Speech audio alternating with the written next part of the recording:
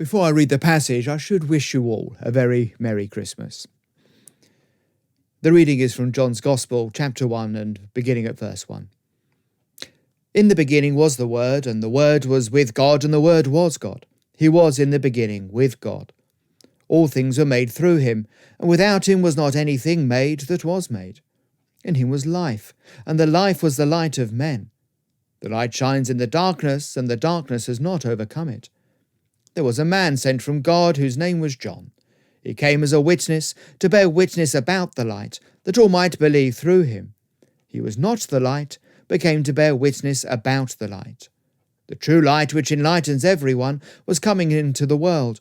He was in the world, and the world was made through him, yet the world did not know him. He came to his own, and his own people did not receive him. But all who did receive him, who believed in his name, he gave the right to become children of God, who were born not of blood, nor of the will of the flesh, nor of the will of man, but of God. And the Word became flesh and dwelt among us, and we have seen his glory, glory as of the only Son from the Father, full of grace and truth. This is a well-known passage, and it's one which is read obviously often at Christmas. And it's remarkable for all sorts of things, but it's clear that John is wanting to set Jesus into the widest possible context that he can. He's trying to present us with a cosmic Christ. He's trying to present us with a Jesus zoomed out, if you like, so we can see him at his full extent and in his full majesty. And John begins, "In the beginning was the Word."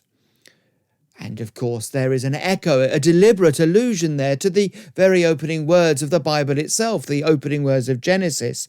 In the beginning God created the heavens and the earth. The earth was without form and void, and darkness was over the face of the deep, and the Spirit of God was hovering over the face of the waters. And God said, "Let there be light."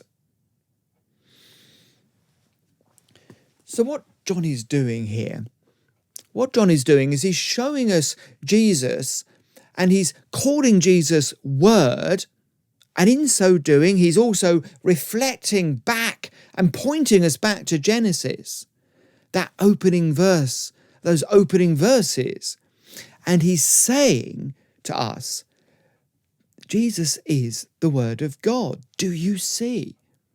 You see, when I speak, words come out of my mouth and they work their way through to you and you hear them. They're my words. They're part of me. They're formed by my breath which was created within me and which comes out and echoes through and goes to your ears. My words are me. They show you what I'm like. You can only know things about me. You can only understand what's going on in my head if I tell you through words. And so Jesus is the Word of God. Jesus is God, and he's the God communicating. And as we see in Genesis, God's words are not just mere echoes on the air. God's words achieve things. God spoke, God said, "Let there be light," and there was light. It was through word that God created the heavens and the earth. This Word, John tells us, took flesh and is Jesus. The same Word that came forth and created everything went forth once more, took flesh and dwelt amongst us.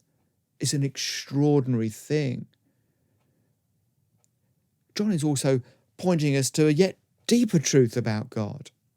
Because in those opening verses of Genesis, we see the Father speaking, the Word, the Son going forth and creating.